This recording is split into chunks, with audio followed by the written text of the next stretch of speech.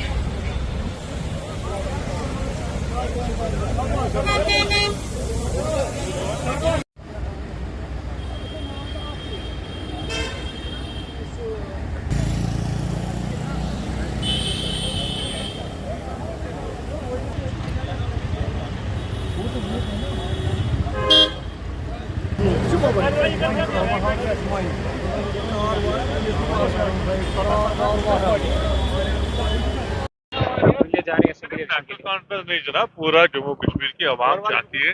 2018 से यहाँ कोई सिविलियन गवर्नमेंट आई नहीं, साल से इलेक्शन हुए नहीं। ये कोई नेशनल कॉन्फ्रेंस अपने लिए नहीं मांग रही, यहाँ की आवाम के लिए मांग रही है। कब तक एक एलजी और एक आधा एडवाइजर और कुछ चंद अफसरान इस रियासत को चलाए?